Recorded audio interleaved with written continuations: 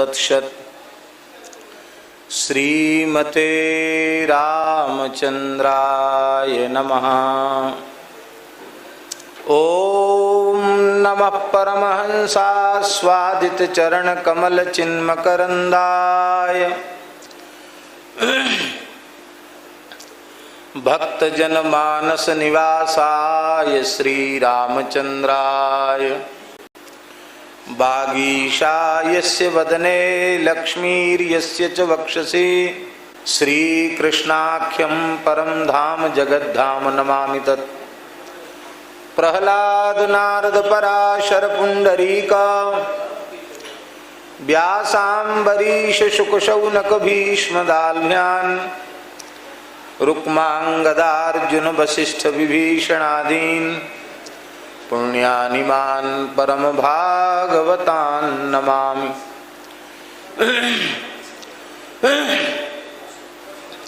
वाञ्छाकल्पतरुभ्यश्च कृपा सिन्धुभ्य एव च पतितानां पावनेभ्यो वैष्णवेभ्यो नमो नमः। सीतानाथ समारम्भां श्रीरामानन्दार्य मध्यमाम् अस्मदाचार्यपर्यन्तां वन्दे गुरुपरम्पराम्। नमो गोभ्यः श्रीमतीभ्यः सौरभेभ्य एव च नमो ब्रह्मसुताभ्यश्च पवित्राभ्यो नमो नमः। नमामि यमुनामहं सकलसिद्धिहेतुं मुदा मुरारिपदपङ्कजस्फुरदमन्दरेणुत्कटाम्। नमोऽस्तु रामाय सलक्ष्मणाय देव्यै च तस्यै जनकात्मजायै। नमोऽस्तु रुद्रेन्द्रयमानिलेभ्यो नमोऽस्तु चन्द्रार्कमरुदगणेभ्यः। भरतानुजं सुग्रीवं वायुसूनुं च प्रणमामि पुनः पुनः।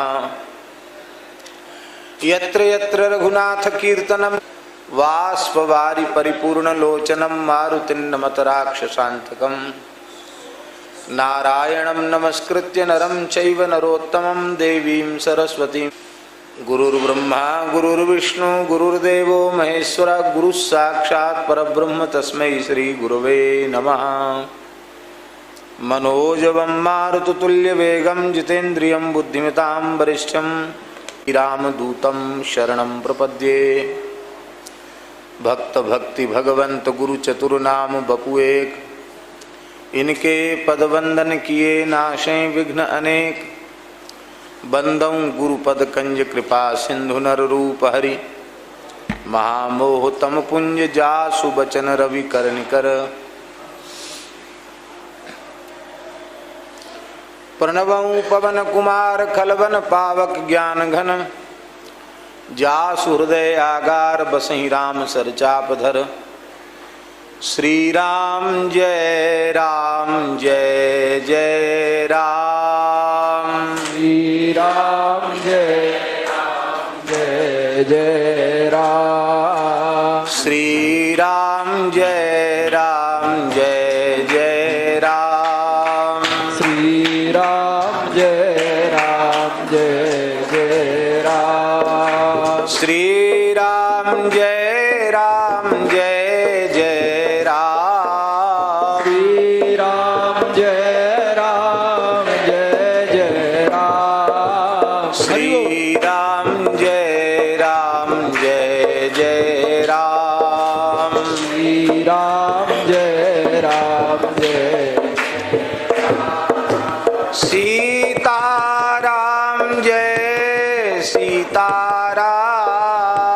सीताराम जय सीताराम।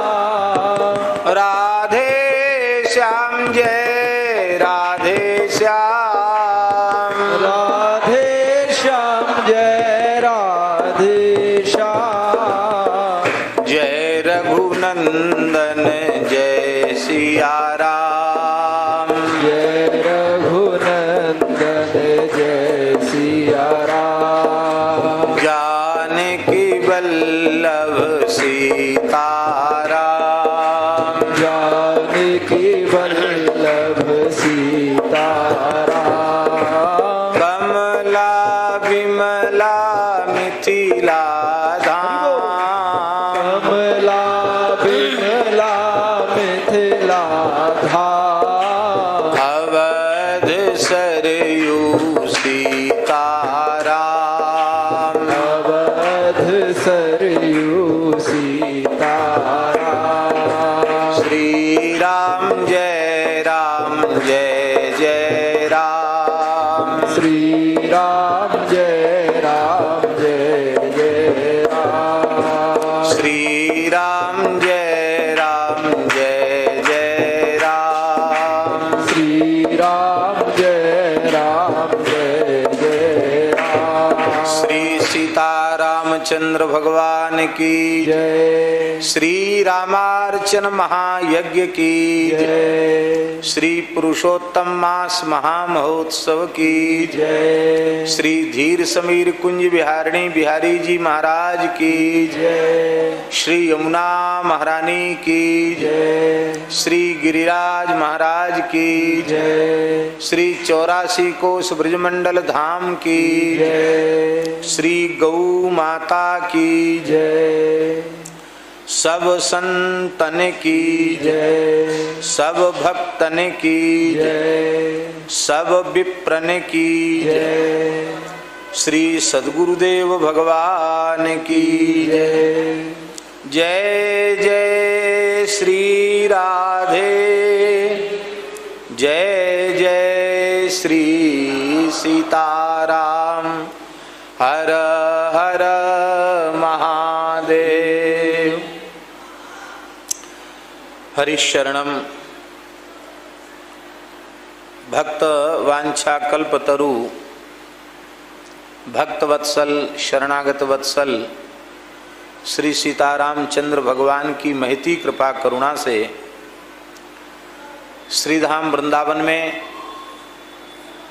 श्री यमुना जी के पुलिन में अवस्थित श्री पंचरामानंदी निर्मोही अखाड़ा धीर समीर के इस पवित्र दिव्य भव्य सत्संग मंडप में श्री धीर समीर कुंज बिहारिणी बिहारी जी की चरण सन्निधि में पुरुषोत्तम मास की पूर्णता पर आज अमावास्या की पवित्र तिथि पर सविधि श्री रामार्चन महायज्ञ संपन्न हुआ है। सपाद लक्ष्य तुलसी दल से भगवान श्री सीताराम जी का अर्चन भी हुआ। बहुत दिव्य भव्य मंडप की शोभा हो रही है और आज इस पवित्र तिथि पर रामार्चन होने से यह उत्सव पूर्ण नहीं, पूरे मास का उत्सव परिपूर्ण हो गया। जय हो जय हो। भगवान की बड़ी महती कृपा हुई कि 6 करोड़ मंत्राज का जप हमारे श्री मदन मोहन दास जी ने अपने शिष्यों के सहित परिकर के सहित बैठ करके 6 करोड़ मंत्राज का जप सविधि संपन्न किया। 6 लाख आहुतियाँ भी हुई और आहुतियों में भगवान अग्नि बड़े प्रसन्न रहे। दक्षिणावर्त होकर के खूब अग्नि का मंगलमय दर्शन, अग्नि ने तपाकर सबको शुद्ध कर दिया। खोटापन नष्ट हो जाता, खरा हो जाता, सब तप के खरे हो गए। ब्राह्मण की शुद्धि तो यज्ञ से ही होती है। सबकी अलग अलग शुद्धि कही गई है, तो ब्राह्मण की शुद्धि यज्ञ से। इसलिए मनु महाराज ने कहा है, महायज्ञैश्च यज्ञैश्च ब्राह्मीयं क्रियते तनु। महायज्ञ और यज्ञ इनके द्वारा ब्राह्मीयं क्रियते तनु, अर्थात ब्राह्मण के शरीर में ब्रह्मत्व का आविष्कार होता है, ब्रह्मर्षित्व से प्राप्त होता है। ब्राह्मण की शुद्धि यज्ञ से होती है। तो श्री राम मंत्रात्मक आहुतियों के द्वारा यज्ञ संपन्न हुआ। वेद में लिखा है समिद्ध तमेग्नौ जुह्यात्। समिद्ध नहीं, समिद्धतम। समिद्धतम का अर्थ होता है अत्यंत प्रचंड प्रज्वलित अग्नि, उसमें आहुति देनी चाहिए। धुआं उठ रहा हो, बुझ गई हो, उसमें आहुति नहीं देनी चाहिए। उसमें आहुति देने से आहुति देने वाला यजमान और उस यज्ञ में दीक्षित आचार्य आदि दूसरे जन्म में अंधत्व को प्राप्त होते हैं। इसलिए धुआं उठती हुई अग्नि में आहुति नहीं, बुझ गई उसमें आहुति नहीं। साकिल्य का गोला कहीं कहीं बन जाता है, अग्नि तो जलती है थोड़ी बहुत, और एक जगह इकट्ठे होकर एक पिंड जैसा बन जाता है। तो यजमान और आचार्य उनके पेट में पिंड हो जाता है। इसलिए लिखा समिद्धतम यज्ञ जुह्यात्, प्रचंड अग्नि में आहुति दे। तो अग्नि प्रचंड होवे तो समझना कि भगवान अग्नि प्रसन्न है और भगवान हमारी प्रत्येक आहुति को अत्यंत प्रसन्नतापूर्वक स्वीकार कर रहे हैं। तो सुंदर यज्ञ भी संपन्न हुआ और एक कसर रह गई थी रामार्चा की। तो ठाकुर जी अपने जनों के किसी कार्य में कोई कसर छोड़ते नहीं हैं। तो श्री रघुनाथ जी ने अतिशय कृपा करके आज इसको परिपूर्ण किया। यद्यपि शारीरिक दृष्टि से 2-3 दिन से कुछ ऐसा नाटक चल रहा है कि शरीर में शिथिलता और कमजोरी का इतना अधिक अनुभव हो रहा है कि चलने में भी कठिनाई हो रही है, अत्यधिक शरीर का पानी निकल जाने से। और आज हमें मध्याह्न काल तक गिरिराज जी में उपस्थित होना था, यही पहले से योजना यही थी। इसलिए रसिया बाबा के यहाँ भंडारे को पहले ही से राम राम कर ली गई थी, लेकिन हमारे मन में भी लोभ आया कि श्री रामार्चन महायज्ञ का हमें दर्शन हो और श्री रामार्चन का दिव्य प्रसाद लेकर हम प्रस्थान करें। और शरीर स्वस्थ होता तो हम सब काम छोड़ के सवेरे से ही अर्चन में पूजन में उपस्थित रहते हैं। मदन मोहन दास जी का आग्रह था कि आपको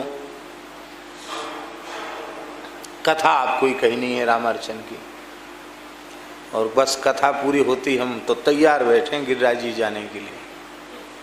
तो श्री गिरिराज जी पहुँचेंगे। कल से नवरात्रि आरंभ हो रहा है।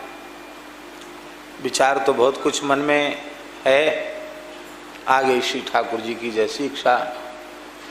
और कथा तो 9 दिन भी चलेगी, सवेरे 6 से 9:30, और बाकी नवरात्रि के समय सबको मना कर रखा है मिलने जुलने का। मौन रहेंगे तो बातचीत भी नहीं होगी, तो परिसर में उतने दिन तक प्रवेश नहीं है। बाद में तो फिर मिलने का समय भी रहेगा। तो आज समय से वहाँ पहुँच करके और फिर कल की, क्यों सवेरे 6 बजे, हम तो 3 बजे उठ ही जाते हैं, कोई 2:30-3 बजे, 3 से 4 के बीच में हर हालत में सैया का त्याग कर ही देते हैं। लेकिन 6 बजे कथा में बैठने का मतलब है कि 3 बजे आसन का त्याग करना पड़ेगा। अब पहुँचते कब हैं, तो सब ठाकुर जी मंगल करेंगे। अब हम सब एकदम सावधान होकर के श्री रामार्चन की कथा का श्रवण करें। इस कथा के श्रवण से भी लिखा हुआ है संहिता में कि रामार्चन की कथा के श्रद्धा पूर्वक श्रवण करने से सविधि रामार्चन का फल प्राप्त हो जाता है। जिन्होंने रामार्चन नहीं भी किया, केवल कथा सुन ली, तो कथा श्रवण मात्र से उन्हें रामार्चन का पुण्य प्राप्त हो जाता है। ऐसी रामार्चन की बड़ी भारी महिमा है। श्री रामार्चन के 6 अध्याय हैं। 6 अध्याय में सबसे पहले जो अध्याय है, इस अध्याय का नाम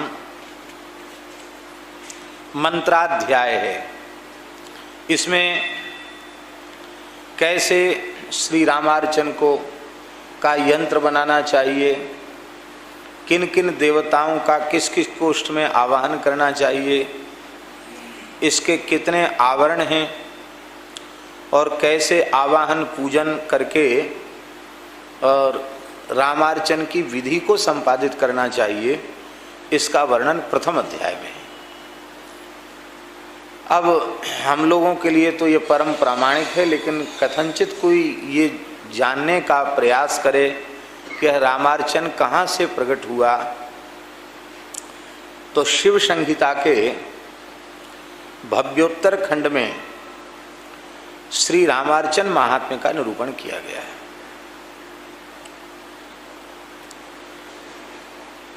शिव संहिता का नाम श्री नाभा गोस्वामी जी ने भक्तमाल ग्रंथ में लिया है। आगमोक्त शिव संहिता अगर एक रस भजन रति, उरग अष्टकुल द्वारपाल, सावधान हरिधाम थिति, यहाँ भी है। और शिव संहिता प्रणीत ज्ञान सनकादिक सारी, वहाँ भी शिव संहिता का नाम। तो इतनी बात तो स्पष्ट ही हुई कि शिव संहिता कोई 100-200 वर्ष पुरानी पुस्तक का नाम नहीं है। 500 वर्ष पहले नाभाजी भक्तमाल का प्रणयन कर रहे हैं, उस समय भी वे शिव संहिता का उल्लेख कर रहे हैं। तो यह नारद पंचरात्रि की एक संहिता ही है। उस संहिता में इसका विस्तार पूर्वक वर्णन किया गया है। श्री सीता रामचंद्र भगवान की जय। मंत्राध्याय को हम संक्षिप्त रूप में कह रहे हैं। आदौ पुण्यस्थले चैव सुजलेन मृदा तदा, शोधितायां धरायां च बिरचेन मंडपम शुभम। सबसे पहले रामार्चन के स्थल का चयन करना चाहिए। अत्यंत पवित्र स्थल हो। यमुना जी के पुलिन से अधिक पवित्र स्थल और क्या होगा। साक्षात श्री यमुना जी का दर्शन सन्मुख हो रहा है। सच्चिदानंद स्वरूप श्री धाम वृंदावन है। इससे अधिक पवित्र पुण्य स्थल और क्या होगा। अत्यंत पवित्र जल से उस स्थल का पहले परिमार्जन करना चाहिए, धोना चाहिए। फिर सुंदर तीर्थ की मृत्तिका से गोमय से मिश्रित करके गोबर और मिट्टी से चौका लगाना चाहिए। इस तरह से जब धरती शोधित हो जाए तो उस पर सुंदर पीठ स्थापित करके उस पर सुंदर मंडप का निर्माण करना चाहिए। और ऊपर से लाल चंदोबा लगाना चाहिए। पताकाएं चारों दिशाओं में लगानी चाहिए और बड़े सुंदर 4 द्वार बनाने चाहिए। द्वारेषु पूर्ण कुंभास सहस्चित्रान सपल्लवान, द्वारों में पूर्ण कुंभ स्थापित करना चाहिए। 5 पल्लव कलशों में स्थापित होने चाहिए और उन कलशों में दीपक भी विराजमान होना चाहिए। अक्षत पुंज पर, चावल के ऊपर अक्षत पुंज, अक्षत उनको कहते जो टूटे फटे चावल ना हो, एकदम सही साबित चावल, उन अक्षतों के पुंज के ऊपर उन कलशों को स्थापित करना चाहिए। चारों कोने में कदली के खंभ, फल से युक्त कदली के खंभ स्थापित करना चाहिए। पीठ कैसा होना चाहिए, तो पीठ जो है चतुरस्रम च पीठकम लक्षणम उत्तमम, चौकोर होना चाहिए। माने लंबाई चौड़ाई दोनों समान होनी। कितना बड़ा है ये? 6x6 का है, तो समान होना चाहिए। जो भी हो, 5x5 का हो या 6x6 का हो या 8x8 का, जो भी हो, लंबाई चौड़ाई दोनों समान होनी चाहिए। उस पर पीले रंग का बिछोना बिछाया जाना चाहिए और शाली नाम के तंडुल का चूर्ण, उस चूर्ण से नील पीत सिता सितई, नील पीला, असित, सित माने सफ़ेद, असित माने काले, इनसे चावलों से पीठ का निर्माण करना चाहिए। चावल का आटा बना करके उसको रंग करके भी करते हैं और सीधे चावल से भी पीठ का निर्माण कर देते हैं। 21 कोष्ठ का यंत्र बनाना चाहिए। और उसमें आवरण देवताओं का आवाहन करना चाहिए, संकल्प करना चाहिए और हाथ में यव अक्षत तिल इसको लेकर के आवाहन करना चाहिए। सबसे पहले पूर्व भाग में भगवती महेश्वरी का आवाहन करना चाहिए। अब यहाँ एक प्रश्न है कि सर्वप्रथम शास्त्र की विधि से, आगम और निगम की विधि से गणपति स्मरण पूर्वक ही और कार्य आरंभ होता है। सर्व विघ्न विघात के लिए सबसे पहले विघ्न विघाताय गणपति स्मरणं कुर्यात् अविघ्नमस्तु, भगवान गणेश का पहले स्मरण किया जाता है। लेकिन यहाँ गणेश जी का पीछे है, उनकी मैया का पहले है। बोलो भक्तवत्सल भगवान की जय। पंडित लोग कहते हैं गणेशांबिकाभ्यान नमः, तो पहले गणेश जी हैं फिर अंबिका है, क्योंकि मर्यादा उन्हीं की बनाई हुई है। पर रामार्चन के यज्ञ में सबसे पहले गणेश पूजन न होकर भगवती जगदम्बा पार्वती का सबसे पहले पूजन है। क्यों है? क्योंकि रामार्चन की इतनी जो महिमा स्थापित हुई, इसके मूल में भगवती जगदम्बा अन्नपूर्णा पार्वती माहेश्वरी ही कारण है। रामार्चन के प्रसाद की इतनी महिमा है, इसमें भगवती जगदम्बा माहेश्वरी अन्नपूर्णा ही कारण है। इसलिए जिनकी कृपा से ये हम सब जीवों को प्राप्त हुआ यह दिव्य अर्चन का सौभाग्य, उनके प्रति विशेष कृतज्ञता का भाव रखने के लिए सर्वप्रथम कृतज्ञता ज्ञापित करने के भाव से भगवती का अर्चन किया गया। माहेश्वरी नमस्तुभ्यम यहा गच्छ शिव प्रिये पूर्व भागे समातिष्ठ गृह्यताम पूजनम मम। आप पूर्व में विराजमान होकर के हमारे पूजन को स्वीकार करें। फिर उन्हीं के निकट में गणेश जी का, फिर महाशक्ति का, फिर महालक्ष्मी का, फिर महादुर्गा का, फिर भगवती गायत्री का, फिर भगवती सावित्री का, फिर भगवती सरस्वती का, फिर समस्त मातृयों का आवाहन करना चाहिए। सिद्धि देवी का, बुद्धि देवी, सिद्धि बुद्धि है गणेश जी की पत्नी, उनका आवाहन, लोक माताओं का आवाहन और महादेवी का आवाहन, देव माता अदिति, देव मातृ माने अदिति जी का आवाहन, और फिर वासुदेवता का आवाहन, और फिर पंच लोकपालों का आवाहन करना चाहिए। फिर श्री मनु जी महाराज का आवाहन करना चाहिए। मनु से केवल स्वयंभू मनु तो हैं ही हैं, वस्तुतः मनु शब्द जो है चतुर्दश मनुओं का बोधक है, इसलिए 14 मनुओं का पूजन करना चाहिए, स्मरण करना चाहिए। इसके बाद वशिष्ठ आदि संपूर्ण ऋषियों को आवाहित करना चाहिए, उनका पूजन करना चाहिए। ये इनको वायव्य कोण और पश्चिम दिशा के मध्य भाग में वशिष्ठ आदि ऋषियों का पूजन करना चाहिए। फिर अधिदेवता प्रत्यक्ष देवता, इनके प्रत्येक देवता के अधिदेव और प्रत्यधिदेव भी होते हैं, उनका पूजन करना चाहिए। और इसके बाद नवग्रहों का स्थापन पूजन करना चाहिए। 10 दिक्पालों का पूजन, गौरीपति भगवान शिव का पूजन, अग्नि और दक्षिण के मध्य में, अग्निकोण और दक्षिण के मध्य में इनका पूजन करना चाहिए। और इसके बाद अब यहाँ इनका पूजन संपन्न करने के पश्चात फिर श्री अयोध्या जी का आवाहन करना चाहिए। श्री कौशले नमस्तुभ्यमिहागच्छ सुकाम्बुधे मध्य भागे समातिष्ठ पूजनम प्रतिगृह्यताम।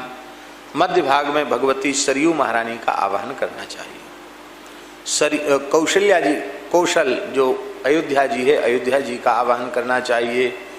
इसके बाद भगवती सरयू जी का आवाहन करना चाहिए। इस धरती का सबसे पहला नगर अयोध्या है और इस धरती की सबसे पहली नदी सरयू है। अयोध्या से पहले कोई नगर इस धरती पर नहीं था और सरयू जी से पहले इस धरती पर कोई नदी नहीं थी। इसलिए आदि नदी और आदि नगर अयोध्या को और आदि नदी सरयू को कहा जाता है। इसीलिए संसार में कहीं भी कोई भी मनुष्य क्यों ना हो, हैं, अब मारवाड़ी लोग देश विदेश में न जाने कहाँ कहाँ बसे हैं, अब वहाँ जाते भी नहीं जहाँ पैदा हुए थे। पर उनसे पूछो तो कहाँ के, बोले सीकर के। कहाँ के हो, बोले लक्ष्मणगढ़ के। कहाँ के, बोले माधवपुर के। कहते कि नहीं, क्यों? उनके पुरखा वहाँ के थे, वहाँ उनके पुरखा थे, तो पुरखों का जो जन्म स्थान है, भले ही उनका कई पीढ़ियां बीत गईं। अब ये जगदीश बाबू बैठे हैं, कम से कम इनके पुरखों को उड़ीसा में 250-300 साल हो गया, इतने पुराने उड़िया हो गए, मारवाड़ी से उड़िया हो गए, पीढ़ियां बीत गईं।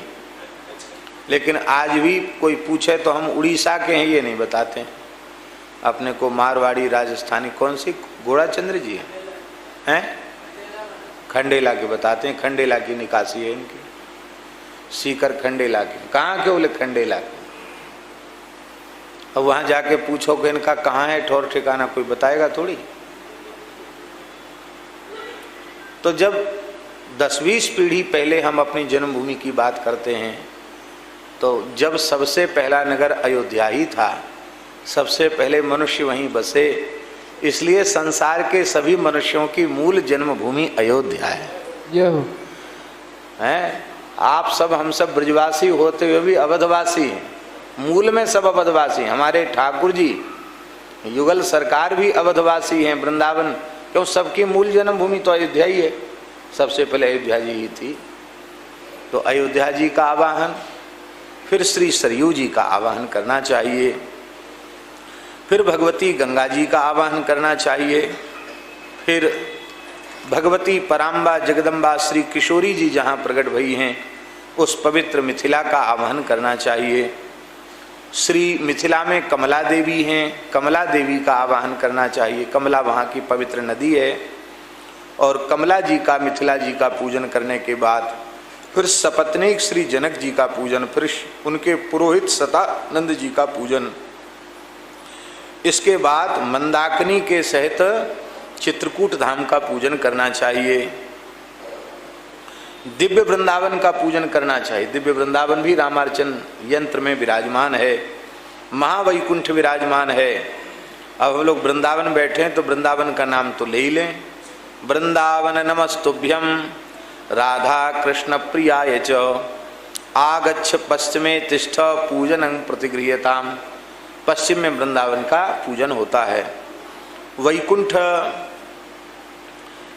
श्री महावैकुंठ का आवाहन, लक्ष्मी नारायण का अर्चन पूजन, भूशक्ति का पूजन, बन्नी बीज का पूजन, यहाँ ये सब अयोध्या जी, मिथिला जी, इनके परिकर का ये पूजन संपन्न करने के बाद अब एक विशेष पूजन आरंभ हुआ। बानरों में सबसे पहले केसरी जी का पूजन है। सुग्रीव जी का पीछे है, सबसे पहले किसका पूजन है? केसरी जी का। क्यों? कि हनुमान जी के पूज्य पिताजी हैं। और रामार्चन में राम जी के बाद यदि सबसे अधिक किसी की महिमा पूरे रामार्चन में है तो वो हनुमान जी की ही है, क्योंकि रामार्चन का प्रसाद हनुमान जी को दिया जाता है। फिर हनुमान जी के प्रसाद होने के बाद फिर उसकी महिमा बढ़ती है। हनुमान जी तीनों लोकों में रामार्चन का प्रसाद बांटते हैं। तो रामार्चन में राम जी के अर्चन के बाद पूरा भगवान का दिव्य चरणामृत पंचामृत प्रसाद हनुमान जी को ही दिया जाता है। हनुमान जी प्रधान हैं, तो हनुमान जी की इतनी बड़ी पूजा होगी, बिना बाप के बेटा कहाँ से आवेगो, इसलिए केसरी जी का पूजन किया जाता है। धन्य है केसरी जी, आपने ऐसे पुत्र को जन्म दिया जो राम जी के अर्चन में इतना जिनका महात्म्य है, ऐसे श्री राम जी के अनन्य सेवक को आपने जन्म दिया, आप धन्य हैं। उनके प्रति कृतज्ञता ज्ञापित करने के लिए महात्मा श्री केसरी बानर राज श्री केसरी जी का आवाहन है। ये दक्षिण दिशा में इनका आवाहन किया जाता है। सुषेण नाम के जो बानर हैं उनका भी दक्षिण दिशा में आवाहन किया जाता है। इसके बाद ज्ञान वृद्ध वयोवृद्ध ब्रह्मा जी के स्वरूप श्री ऋक्षराज जाम्बंत जी महाराज का आवाहन करके उनका पूजन किया जाता है। फिर भगवान के अत्यंत प्राण प्यारे लाडले भक्त श्री अंगद जी का पूजन किया जाता है। इसके बाद भगवान के सखा श्री सुग्रीव जी का पूजन किया जाता है। इन सब का दक्षिण में ही पूजन होता है। नल नील जो भगवान श्री राम की सेवा परायण हैं, नल नील का पूजन होता है। इनका भी दक्षिण में ही पूजन होता है। और किशोरी जी की सखियाँ बिमला, जिनको ध्यान मंजरी में सुरत शक्त बिमला आदि रहत नित आज्ञाकारी, भगवान की लीला संपादिका शक्ति बिमला आदि सखियों का, कहते हैं कमला बिमला मिथिला धाम अवध सरजू, बिमला आदि सभी सहचरियाँ अनंत सहचरियाँ हैं, उनमें प्रधान श्री बिमला जी हैं। बिमला जी का पूजन पश्चिम दिशा में करना है। और विभीषण जी का पूजन भी पीठ के उत्तर भाग में करना है। ये भगवान के महान भक्त हैं। और भगवान श्री राम के सुमंत्र आदि 8 मंत्रियों का पूजन भी किया जाता है। और चक्रवर्ती सम्राट महाराज दशरथ का कौशल्या जी के सहित आवाहन करके उनका पूजन किया जाता है। और उसी में कैकेयी सुमित्रा आदि भी उसी पूजन में उनके साथ ही आ जाती हैं।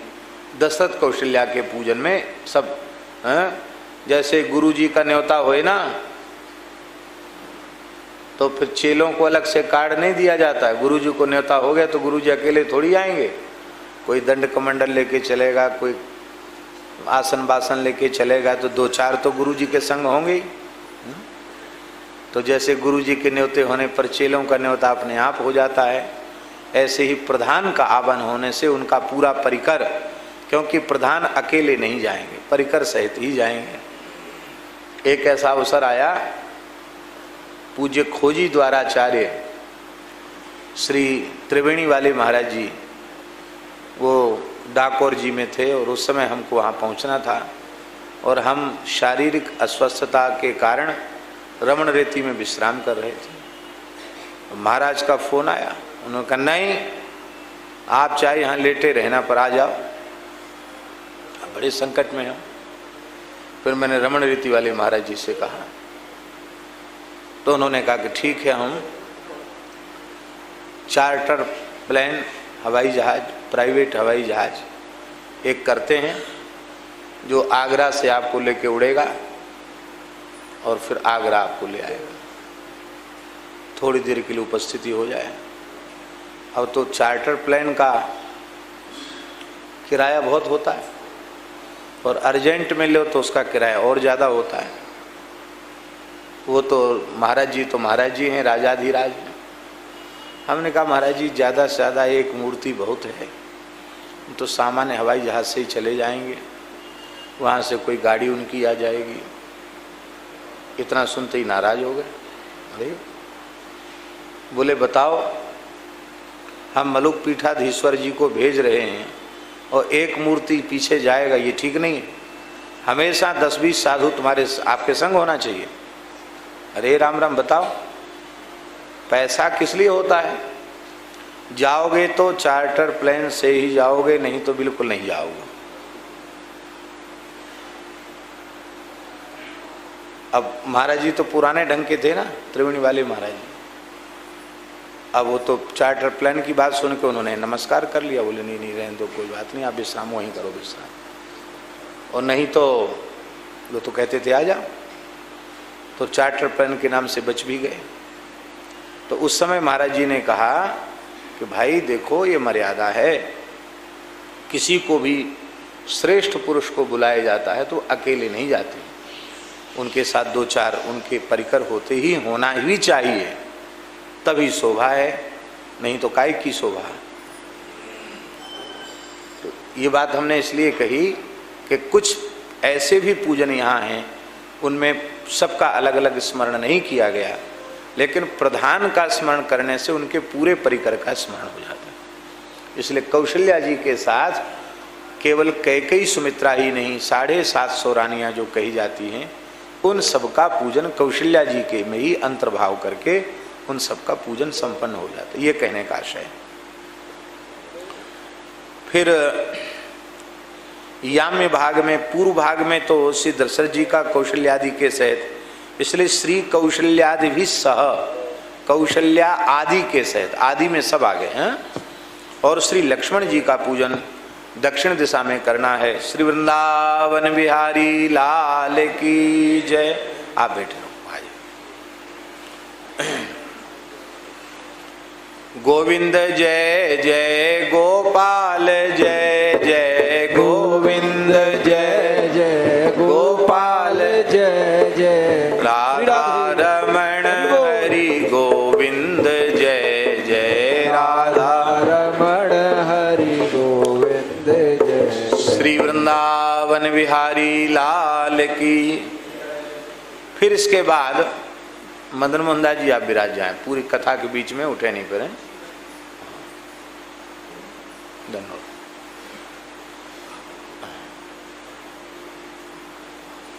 फिर सपत्नीक श्री लक्ष्मण जी का आवाहन करें याम्य भाग में उर्मिला जी के सहित, और मांडवी जी के सहित जो है उत्तर दिशा में श्री भरत जी महाराज का मांडवी जी के सहित पूजन संपन्न करें।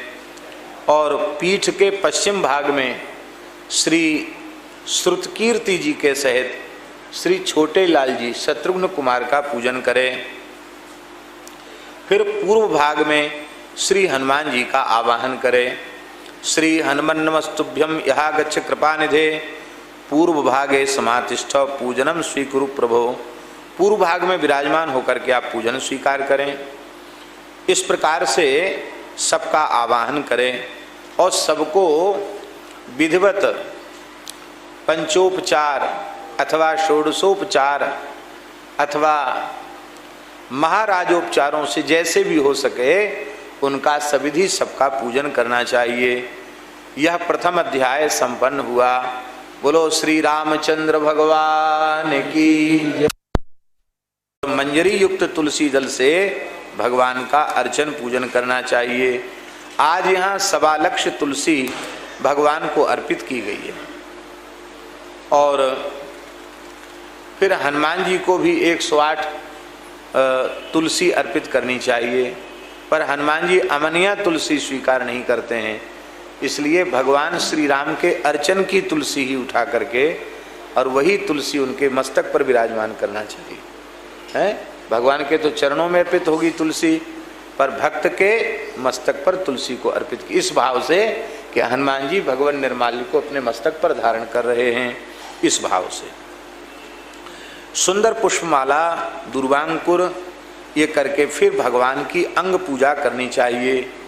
धूप अर्पित करना चाहिए, दीप नैवेद्य, जल, आचमन, फल, तांबूल, इन सब के अलग अलग मंत्रों का निर्देश किया गया है।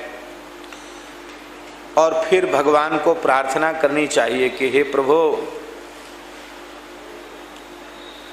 आप अपने परिकर के सहित यह दिव्य नैवेद्य आप आरोगें। यहाँ युगल सरकार आरोगते हैं और उनका अधरामृत ही सब लेते हैं। वे सबको पहुँचाने की सेवा किसकी है? पूरे परिकर को प्रसाद देने की सेवा हनुमान जी महाराज की है। इसलिए युगल सरकार का प्रथम प्रसाद श्री हनुमान जी को ही अर्पित करना चाहिए। आंजनेय महाभाग राम भक्ति महोदधे प्रसादो रामचंद्र से संग्रहण प्रसीद में। रामचंद्र का प्रसाद आप लेवें और हमारे ऊपर प्रसन्न हो जाएं। इसके बाद फिर जब ठाकुर जी को भोग लग जाए और हनुमान जी को अर्पित हो जाए रामार्चन में, तो फिर लिखा है, इसमें हम अपने मन से नहीं बोल रहे हैं, इसमें लिखा है कि भगवान के सामने सुंदर नृत्य करना चाहिए, सुंदर गीत गाने चाहिए, सुंदर वाद्य बजाने चाहिए, पुराण का पठन होना चाहिए। कम से कम 10-5 पुराण के 10-5 श्लोक भगवान के सामने सुनाने चाहिए। ये राजोपचार है, इससे भगवान की प्रसन्नता प्राप्त होती है। फिर कर्पूर, गाय का घी, उससे युक्त जो बत्ती है उसको तुलसी की सूखी लकड़ी से प्रज्वलित करके तब उससे भगवान का नीराजन करना चाहिए। नीराजन के बाद भगवान की दिव्य पुष्पांजलि अर्पित करनी चाहिए और पुष्पांजलि अर्पित करने के बाद अब ठाकुर जी को सुंदर स्वर्ण जटित अथवा जैसी सामर्थ्य हो ऐसा सुंदर विशाल दर्पण श्री सीताराम जी को दिखाना चाहिए। प्रभु आप कैसे भले लग रहे हैं, आप थोड़ा अपने आप को निहार लीजिए। तो दर्पण में भगवान की छवि को भगवान देखें, फिर भक्त लोग भी उसका दर्शन करें, अर्चक दर्शन करें। तो ठाकुर जी को दर्पण दिखाने की विधि है, दर्पण दिखाना चाहिए। स्वच्छ स्फटिक संकाश प्रतिबिंब प्रदर्शकम आदर्शम प्रतिगृहिणी स्व जानक्या सह राघव। श्री किशोरी जी के साथ आप दर्पण देखिए, इसके बाद फिर उनको फल अर्पित करनी चाहिए और फिर उनका किसी स्तुति के गान के द्वारा उनके स्तुति वंदन स्तुति करनी चाहिए। फिर जाने अनजाने बहुत से अपराध भगवान की सेवा में बन जाते हैं, उनकी क्षमा याचना भी भगवान से करनी चाहिए। फिर प्रदक्षिणा करनी चाहिए और फिर साष्टांग प्रणाम करना चाहिए। प्रत्येक प्रदक्षिणा के बाद साष्टांग प्रणाम करना चाहिए। ये इस प्रकार से ये संक्षिप्त हमने स्मरण किया है। ये दूसरा अध्याय संपन्न हुआ।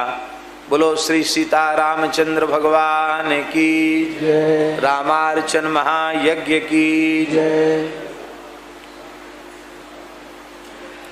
प्रत्येक अध्याय पूरे पर घंटा शंख बजाया जाता है, पुरानी परंपरा। बस हो गया, शंख वाले पहले से तैयार रहो, जैसे अध्याय पूरा हो तो बजाओ। अब तीसरे अध्याय का शुभारंभ हो रहा है। भगवती पार्वती जी वह प्रश्न कर रही हैं, भगवन् सर्वधर्मज्ञ सर्वशास्त्र विशारद लोकानाम उपकारार्थम यत्नान्युक्तान्यनेकशः। हमने पहले ही निवेदन किया कि इस रामार्चन का जो महान अनुष्ठान है, यज्ञ है महाराज जी, इसमें गणेश जी का पूजन सबसे पहले नहीं है। 5 आवरण हैं, पंचावरण है ना, उनमें सबसे पहले भगवती पार्वती जी का पूजन है। क्यों है? इसलिए कि पार्वती जी ने ही शंकर जी से पूछ करके रामार्चन पूजन का प्रकाश करवाया है। इसलिए इतना दिव्य अनुष्ठान जिनकी कृपा से प्रकट हुआ है, उनके प्रति कृतज्ञता ज्ञापित करने के लिए सबसे पहले उनका पूजन किया जाता, बाद में गणेश जी का पूजन। तो पार्वती जी ने कहा कि भगवान आपने तमाम तंत्र यंत्र मंत्र व्रत अनुष्ठान, बहुत स्तोत्र योग यज्ञ व्रत सब कुछ आपने बताए। आप किसी भी ग्रंथ को उठाकर देखो, सब जगह उमा महेश्वर संवाद, उमा महेश्वर संवाद, सब जगह। दूसरा काम ही नहीं है, धंधा ही नहीं शंकर जी के पास, दिनों रात कथा कीर्तन ही, बस यही काम है। कौन सा ऐसा उपासना का भाव है जिसका स्मरण इन दोनों के संवाद में न किया गया हो? और जो जिस प्रकार का अधिकारी उसको उस प्रकार का, रसिकों के लिए रसिक वाला, प्रेमियों के लिए प्रेमी, सकाम वालों के लिए सकाम वाला, तंत्र मंत्र वालों के लिए तंत्र मंत्र वाला, ये सबका प्रकाशन है। आपने तपस्या दान ऐसे तमाम साधन आपने बताए हैं जिनसे मनुष्यों के क्लेश समाप्त हो जाएं। और ये संसार के लोग तो बेचारे बड़े दुखी हैं, कोई धनहीन है, कोई पुत्रहीन है, कोई आदि व्याधि से युक्त हैं, किसी के काम बनते बनते बिगड़ जाते हैं, कोई बहुत थक जाते हैं। तो भगवान ये लोग बड़े दुखी हैं, इन सब का दुख दूर हो और इनका परम कल्याण भी हो, ऐसा कोई साधन बताओ जिससे सहजता पूर्वक सब कुछ प्राप्त हो जाए। श्री महादेव उवाच, महादेव जी ने कहा कि हे पार्वती तुम बहुत धन्य हो। क्यों धन्य हो? यतस्त्वम सर्वलोकानां हितम वांछसि सर्वदा। तुम इसलिए धन्य हो कि संसार के प्राणियों के हित की कामना सदा तुम्हारे मन में रहती है, इन जीवों का कैसे हित हो, ऐसी करुणा तुम्हारे भीतर है, इसलिए हे भगवती तुम धन्य हो। देखो आज मैं तुम्हें अत्यंत अद्भुत एक दिव्य प्रयोग बता रहा हूं, जिसके स्मरण मात्र से जीव को संपूर्ण सिद्धियां प्राप्त हो जाती हैं। यह रामार्चन यज्ञ है, और महाराज जी एक दिन में संपूर्ण यज्ञ है। ये धर्म अर्थ काम मोक्ष तो देगा ही, तुष्टि पुष्टि भी देगा, और जिसको कोई कामना नहीं है उसे युगल सरकार के चरणों में विमल अमल अनुराग की प्राप्ति हो जाएगी, जो चाहे सो प्राप्त हो जाएगा। रामार्चन के प्रभाव से ब्रह्मा जी सृष्टि करते हैं, रामार्चन यज्ञ करके विष्णु भगवान पालन की सामर्थ्य प्राप्त करते हैं, रामार्चन यज्ञ करके शिव जी कहते मैं स्वयं संहार की सामर्थ्य प्राप्त करता हूं। इसलिए राम यज्ञ बिना सिद्धम नाम नापनुयात धन्य कर्म भी पूजा दानम जपम यज्ञम तपक कुर्यात अखंडितम। ये श्री राम यज्ञ के बिना सिद्धि नहीं होती है। इसलिए हम संपूर्ण विघ्नों का नाश करने वाली रामार्चन महायज्ञ की विधि का हम वर्णन कर रहे हैं। रामार्चाया परो यज्ञो रामार्चाया परंतपा रामार्चाया परम दानम रामार्चाया परो जपा रामार्चाया परम पुण्यम नास्ति लोके सूत्रस्वपि रामार्चनम परम सेव्यम बद्धोद्धार करम परम।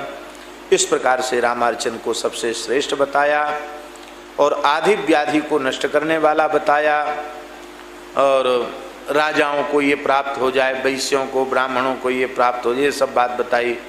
सौभाग्य संतति प्राप्त होवे, क्षय टीवी अपस्मार मृगी कुष्ठ और महामारी, इन रोगों का भी शमन विधि पूर्वक रामार्चन करने से हो जाता है। किसी के ऊपर बहुत कर्ज चढ़ गया, कर्ज उतर ही नहीं रहा है, विधि पूर्वक रामार्चन करने से वो ऋण मुक्त हो जाता है, ग्रहों की पीड़ा शांत हो जाती है, क्रोध मात्सर्य का हरण हो जाता है। बहुत से लोग होते महाराज क्या करें, हमारा गुस्सा ही कम नहीं हो रहा, तो क्रोध की निवृत्ति के लिए मात्सर्य की निवृत्ति के लिए रामार्चन करें तो भी ठीक हो जाएगा।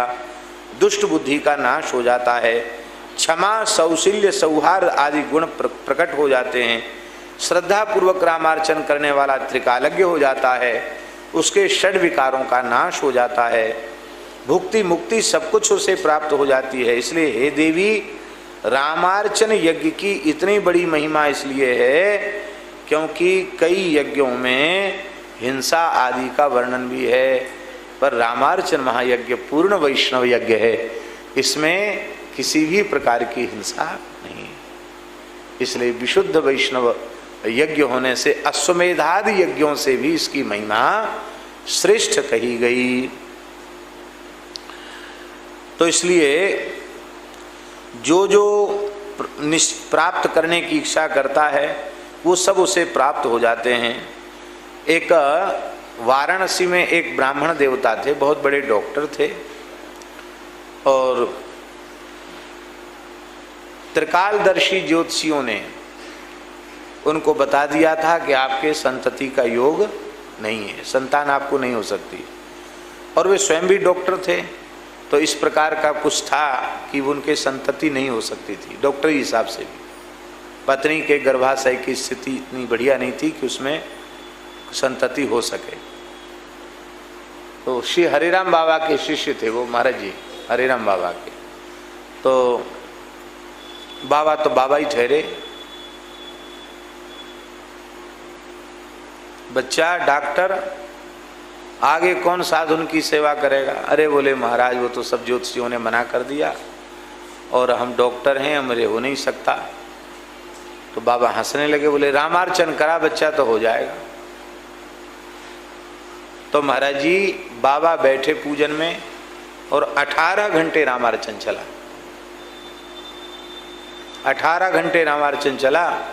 बाबा बोले देख बच्चा पूरी श्रद्धा से करना, प्रत्येक देवता का 16 पूजन। अब तो महाराज रामार्चन हुआ, उसके लाला हुआ, अभी उनका वंश है, उनका परिवार है। फिर तो बाबा के अनन्य भक्त वे लोग हो गए। माने असंभव भी संभव रामार्चन से हो जाता। जो काम संभव नहीं है, आपके भाग्य प्रारब्ध में भी नहीं है, वो भी रामार्चन के द्वारा संपन्न हो जाता है। हमारे भीतर श्रद्धा और विश्वास होना चाहिए। कल्प कोटि सहस्रेषु न तेषां फल भाग भवेद ग्रहाणाम चेथा भानु नक्षत्राणाम यथा शशि। कहते हैं कि सब कुछ करे और भगवान श्री सीताराम जी का यह दिव्य रामार्चन न करे तो उसकी पूर्ण फल की प्राप्ति नहीं होती है। अब कथा सुना रहे हैं कि भगवान महाविष्णु के नाभि कमल से ब्रह्मा जी उत्पन्न हुए। ब्रह्मा जी ने सारी सृष्टि को अंधकारमय देखा, विचार करने लगे ब्रह्मा जी अब क्या करें, चिंता करने लगे। तब श्री ब्रह्मा जी को तप इस प्रकार का अव्यक्त वाणी से आदेश प्राप्त हुआ। तो श्री ब्रह्मा जी महाराज तप करने लगे और भगवान की शरण चले गए। तो भगवान प्रसन्न होकर के और महाविष्णु प्रकट हो गए और उन्होंने सबसे पहले ब्रह्मा जी को रामार्चन विधि का उपदेश किया कि तुम रामार्चन करो, उसी से तुम्हें सृष्टि रचना की सामर्थ्य प्राप्ति होगी। नवमी के दिन अथवा पंचमी के दिन, अमावास्या के दिन अथवा किसी भी दिन रामार्चन। तो आज पुरुषोत्तम मास की अमावास्या है, एक विशिष्ट तिथि है। पवित्र स्थल में सुंदर जल से शोधित मंडप बनाना चाहिए। वो सारी विधि हम आपको बता ही चुके हैं कि कहाँ कहाँ कौन कौन का कहाँ कहाँ आवाहन करना चाहिए। ये सारी बात अयोध्या जी, सरयू जी, वैकुंठ, मिथिलापुरी, कमला, बिमला जी, इन सब का, सतानंद जी, चित्रकूट, वृंदावन का भी आवाहन इसमें है। वृंदावन, यमुना जी, गंगा, इन सब का आवाहन, कौशल्य आदि का इनका आवाहन करना चाहिए, जिसकी विधि का हम वर्णन कर चुके हैं। इस प्रकार से ब्रह्मा जी ने भगवान महाविष्णु की आज्ञा से राम जी का प्रथम अर्चन किया और उससे ब्रह्मा जी को संपूर्ण सिद्धि प्राप्त भई। इति श्री शिव संहितायाम भव्योत्तर खंडे श्री रामार्चन महात्म्ये सब प्रधान वर्णदेव पूजो विधि वर्णनाम तृतीयोध्याय। श्री सीताराम चंद्रार्पणमस्तु। बोलो भक्तवत्सल भगवान की जय। चौथा अध्याय बस थोड़ी देर में पूर्ण होने वाला है। चौथे अध्याय में पार्वती जी ने पूछा, महाराज आपने तो बड़ी विलक्षण कथा सुनाई, अब एक बात और बताओ। कई कृता पुरा देव रामार्चाम तद्वदाधुना श्रोतमिच्छामि देवेशो मम हर्ष विवर्धनम। किस किसने रामार्चन पहले किया, ये महत्तम जरूर सुनना पड़ेगा, तब पता चलेगा कि किसने किया, उसको क्या मिला है। तो ये शंकर भगवान बता रहे हैं कि यह संपूर्ण पापों को समाप्त करने वाली बड़ी मंगलमयी भगवान की रामार्चन महात्म्य की कथा है। सबसे पहले ब्रज की कथा आ गई। बोलो वृंदावन बिहारी लाल की। कश्चित वसति धर्मज्ञो ब्राह्मणो माथुरे पुरे नामना पृथुक विख्यातो महारोगेण पीड़िता। एक बड़ा धर्मनिष्ठ ब्राह्मण मथुरा जी में निवास करता था, मथुरापुरी में। उसका नाम था पृथुक। वो महान रोग से पीड़ित था। बहुत से लोग होते हैं मरीज हैं, जन्म जाते ही रोगी होते हैं, वो जीवन भर रोगी ही बने रहते हैं। तो महारोग से वह पीड़ित था। बहुत से यत्न उसने किए थे ब्राह्मण ने, लेकिन वो रोग से मुक्त नहीं हो पा रहा था। अंत में उसके मन में इतना वैराग्य जगा कि ये शरीर किसी काम का नहीं, हमेशा दवाई गोली खाते रहो, ये घोट के पियो, वो काढ़ा पियो, ये चटनी, वो चूर्ण, कितने कल्प कर लिए, कितना क्या क्या कर लिया, पर हमारी बीमारी ठीक नहीं हुई। दुखी हो गया ब्राह्मण और अंत में उसने निश्चय किया कि आत्महत्या करना तो बड़ा भारी पाप है, पर हम किसी घोर जंगल में चले जाएं, कोई शेर चीता अपने आप हमको अपना ग्रास बना ले तो आत्महत्या का पाप भी नहीं लगेगा। अब तो हम इस जीवन से दुखी हो गए हैं। तो बिना घर वालों को बताए और वह जंगल में चला गया। देखो लिखा है स्वल्पमप्यस्य धर्मस्य त्रायते महतो भयात्। थोड़ा भी धर्म हमारी बड़े बड़े भयों से रक्षा कर लेता है।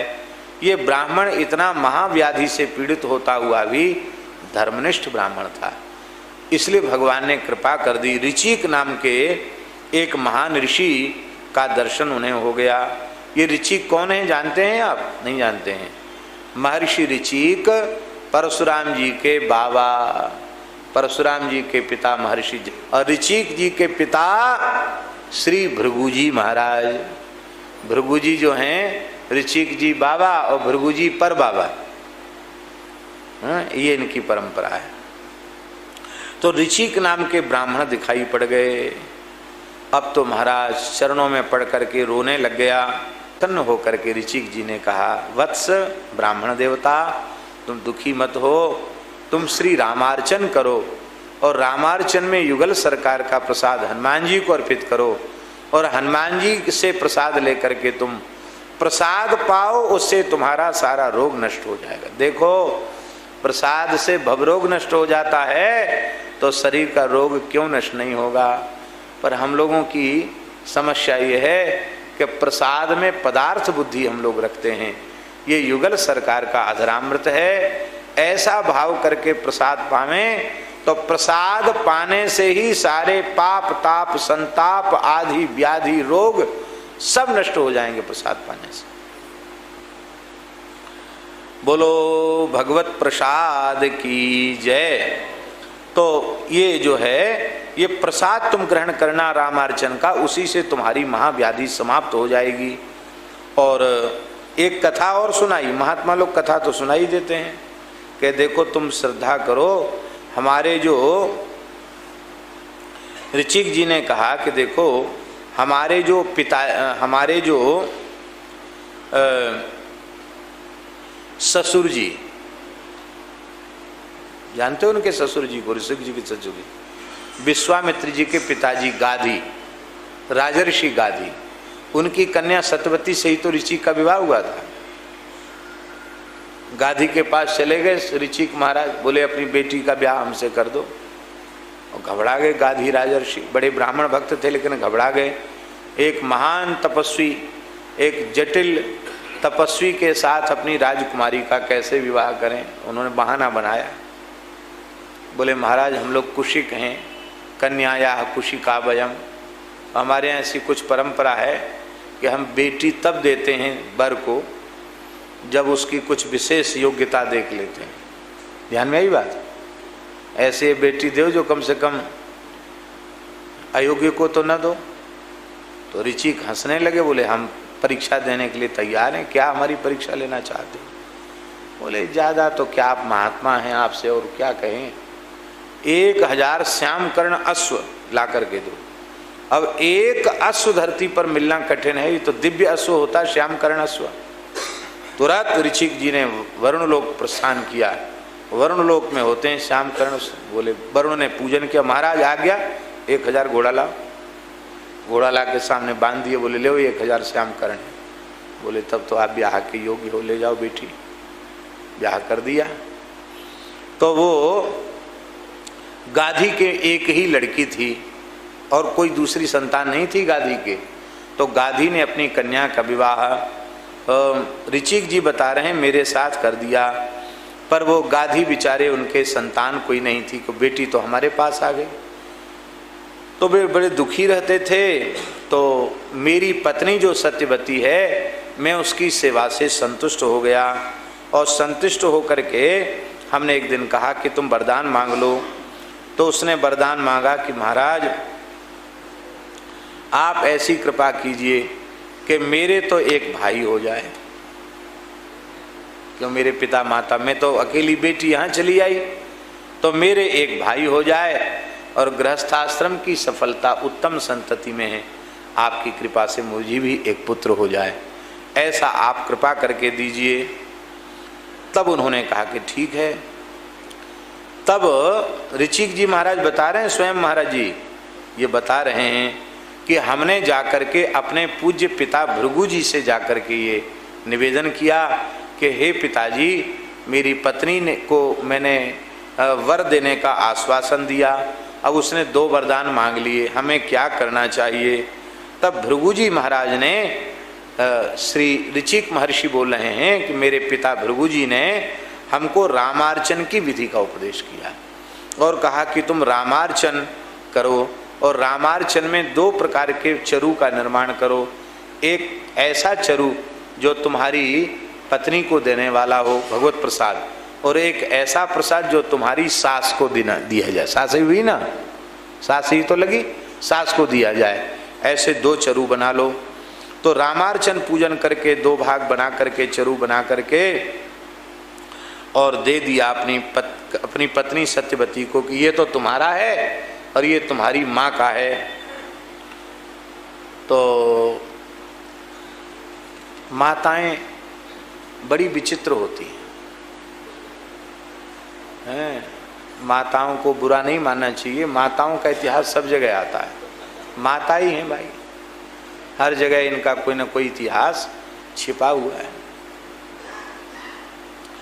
इनकी बुद्धि बहुत आगे काम करती है, सिद्धि बुद्धि सब यही तो यही है। तो महाराज सत्यवती की माँ ने कहा कि देखो बेटी, मैं तो हूँ सास, वो लगते जमाई, मैं सास हूँ, पर तुम तो उनकी प्राण वल्लभा पत्नी हो। तो तुम्हारे लिए जो चरु उन्होंने बनाया है ना, उसमें विशेष मंत्रों का प्रयोग किया होगा। और हम तो सास हैं, हमारे लिए तो ऐसे ही कर दिया होगा, हल्की क्वालिटी का है। तो तुम्हें तो क्या है, तुम तो ऋषि हो, तपस्या करने वाला, भजन करने वाला पुत्र चाहिए, और हमें तो ऐसा चाहिए जो पराक्रमी हो, वीर हो, शासक बने। बोले ठीक, क्या माता जी क्या आज्ञा है? बोले जो प्रसाद तुमको मिला है ना, वो तो हमको दे दो, और जो हमको दिया वो हम तुमको दे, अदला बदली कर लो। जो आज्ञा माता जी। अब तो महाराज अदला बदली कर ली, और जब अदला बदली कर ली तो ऋचिक जी कहते, मैंने अपनी पत्नी से कहा कि तुमने तो बड़ा भयंकर ये अपराध कर दिया। क्यों? क्योंकि मैंने तुम्हारी सास के लिए जो चरु निर्माण किया था, उसमें चरु बनाते समय, भगवान का नैवेद्य बनाते समय ऐसे मंत्रों का आवाहन किया था कि भगवान अपने संपूर्ण ओज तेज बलवीरी के साथ, अपने पराक्रम के साथ उसमें प्रतिष्ठित हो जाएं। और दूसरे चरु में मैंने संपूर्ण ब्रह्म तेज की प्रतिष्ठा की थी, लेकिन अब उल्टा हो गया, तो फल भी उल्टा हो जाएगा। तुम्हारा जो बेटा होगा वो ब्राह्मण होकर के भी ब्राह्मण स्वभाव वाला नहीं होगा, वो तो घोर पराक्रमी और महान तेजस्वी होगा, धरती को रक्त से नहला देगा, ऐसा पुत्र होगा। और तुम्हारा जो भाई होगा ना, तुम्हारी मैया के जो बेटा होगा, वो क्षत्रिय कहने को होगा, पर इतनी कठोर तपस्या करेगा कि अंत में उसे ब्रह्मर्षि पद प्राप्त हो जाएगा। विश्वामित्र वो ब्रह्मर्षि हो जाएगा। सत्यवती रोने लग गई, बोली महाराज आप जैसे पति के द्वारा हम तो, हमारी गलती क्या है? आप लोगों ने कहा है कि मात पिता गुरु प्रभु की बानी, बिन्हीं विचार किए शुभ जानी। अब मैं बेटी हूँ, मैया की बात न मानूं तो आफत। आप कहते माता पिता की बात माननी चाहिए, तो अब हमसे तो भूल हो गई। तब बोले कोई बात नहीं, हम संकल्प करते हैं वो चरु का प्रभाव तुम्हारे पौत्र में चला जाएगा। तो जमदग्नि तो वैसे ही हुए, महान क्षमाशील ऋषि हुए, और जमदग्नि के पुत्र भगवान परशुराम हुए, जिनमें भगवान का संपूर्ण ओज तेज बलवीर्य प्रतिष्ठित है। ऐसे परशुराम जी महाराज हुए। तो रामार्चन के प्रसाद से ही परशुराम जी प्रकट हुए, और रामार्चन के प्रसाद से ही ब्रह्मर्षि विश्वामित्र जी प्रकट हुए। ऐसी रामार्चन की महिमा है। बोलो भक्तवत्सल भगवान की। अब तो पृथुक नाम का ब्राह्मण बड़ा प्रसन्न हुआ, लौट के मथुरा आ गया। आकर उसने विधिवत भगवान रामार्चन पूजन किया, और नैवेद्य जो भगवान का अधरामत प्रसाद है हनुमान जी को दिया। और हनुमान जी अब कृपा पूर्वक हमें प्रसाद दे रहे हैं। इस भाव से जैसे ही प्रसाद लिया तो देवी तत्रा करोत पूजाम नैवेद्यस्य च भक्षणात् महारोग क्षयम प्राप्ता पृथुकोति सुखो भवत्। महारोग का क्षय हो गया और बड़ा सुखी हो गया। अब तो उसने निश्चय कर लिया कि अब हमें रामार्चन छोड़ना ही नहीं, रोज हर महीने रामार्चन करना है। एक समय की बात है, वो पूर्णिमा तिथि को पृथुक नाम का ब्राह्मण रामार्चन कर रहा था। उसी समय एक धीवर आ गया, धीवर मल्लाह केवट धीवर आ गया, और धीवर आकर के जो हिंसारत था उसका नाम बंदुक था, बंदुक नाम का धीवर आ गया। उसने वहाँ रामार्चन यज्ञ को देख लिया और प्रसाद के लालच में वो बैठ, वो कोई नहीं समझता था कि क्या हो रहा है, इसकी क्या महिमा है। वो तो इतने बढ़िया बढ़िया, महाराज जी रामार्चन में भगवान को नैवेद्य बहुत सुंदर अर्पित करना चाहिए, खूब रसीले व्यंजन बनाकर अर्पित करने चाहिए। तो उसके मन में आए इतना बढ़िया बढ़िया भोग लग रहा है तो उसको खाने को तो प्रसाद में मिलेगा। प्रसाद के लालच में वो बैठा रह गया और महाराज जी उसको भगवत प्रसाद मिल गया और वो लोभपूर्वक दूसरे देश में गया और वहाँ जा कर के एक शेर ने उसको खा लिया और शेर ने खा लिया तो मर गया बेचारा, गया धन कमाने के लिए गया था। अब जैसे ही उसको यमदूत उसको पकड़ के ले जाने लगे, उसी समय नित्य साकेत धाम से भगवान श्री राम के सेवक आ गए और उन्होंने मार पीट करके और वो यमदूतों को भगा दिया। क्यों? बोले देखो, आप यमदूतों ने कहा इसको क्यों तुम लोग छुड़ा रहे हो, क्योंकि इसको गोहत्या का पाप, ब्रह्म हत्या का पाप लगा हुआ है, चोर हिंसा रथ है, बड़ा पापी है ये। भगवान के पार्षदों ने कहा, श्री राम पार्षदा ऊँचू, उन्होंने कहा कि देखो इसने जीवन में एक पुण्य किया कि श्री रामार्चन का एक बार प्रसाद पा लिया, और उसमें श्रद्धा तो नहीं थी, पदार्थ का ही लोभ था, पर रामार्चन का प्रसाद इसने पा लिया। एक बार भी जिसने रामार्चन प्रसाद ले लिया अब वह यमपुर जाने का अधिकारी। महाराज उस पृथुक को पुष्पक विमान में बिठा करके वो सब राम जी के पास ले गए। यमदूतों ने जाकर अपने पास मुगदर सब पटक दिए यमराज के सामने। बोले अब हमें नौकरी नहीं करनी, अब नहीं जानी हम। क्यों?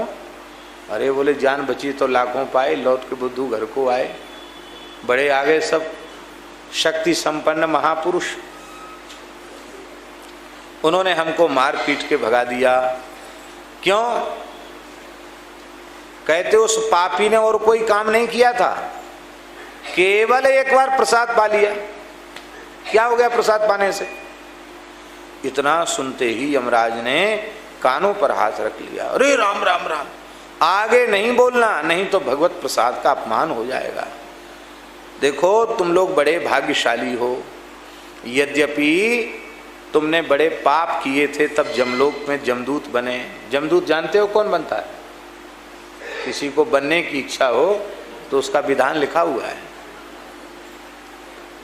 भगवान कृपा करके मनुष्य बनावे, भयंकर पाप कर्म करके नरक जाए, फिर नरक की यातना भोग करके फिर 84 चक्कर में पड़ के फिर भगवान कृपा करें, फिर मनुष्य बने, फिर पाप करे, फिर नरक में जाए। ऐसी कम से कम नरक के 100 चक्कर लगा लेता है। तो यमराज की उससे जान पहचान हो जाए, बार बार कोई आता तो पहचान में आ जाता है। अरे बोले भाई ये तो बड़ा भगत है नरक का, इसको बार बार कल्याण का अवसर भगवान देते हैं, घूम फिर के यहीं आ जाता है। बोले अब तुम यहीं रहो, तुम्हारी अटकन भटकन कुछ दिन के लिए ख़त्म कर देते हैं, यहीं रहो, क्योंकि सब नरकों का तुम्हें पता है कहाँ कैसी कैसी सजा दी जाती है। तो उसको अलग से ट्रेनिंग नहीं देनी पड़ती है, क्योंकि वो भुक्त भोगी होता है, इसलिए तुमको जमदूत बनाया गया। 100 जन्म तक पाप करे, नरक भोगे, वो जमदूत बनता है। तो देखो रामार्चन का प्रसाद उस पापी ने ले लिया, और उस प्रसाद के लेने मात्र से और तुम लोगों का भाग्य, वो तो भगवान के धाम को चला गया, और तुम्हें प्रसाद की महिमा से युक्त जीव के के माध्यम से भगवान श्री राम के पार्षदों के दर्शन का सौभाग्य प्राप्त हो गया। भगवत पार्षद भी भगवत तुल्य ही होते हैं। पार्षदों का दर्शन हो जाए तो भगवान के दर्शन से वो कम नहीं है, ऐसा समझना चाहिए। और अब तुम ऐसा मत करना। और बता दिया उन्होंने कि जो रामार्चा करते हैं वो श्रेष्ठ महापुरुष हैं, वो राम स्वरूप हैं। रामार्चाम ये प्रकुर्वंती देवी मानव सत्तमाह ते वही रामस्वरूपास्यु पूज्या सर्वै महर्षि।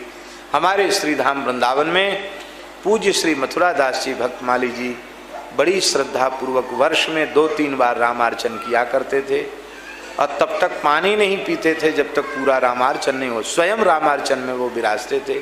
वृंदावन में रामार्चन की परंपरा तो श्री मथुरा दास जी भक्तमाली जी ने ही आरंभ की, ऐसा हम समझते हैं।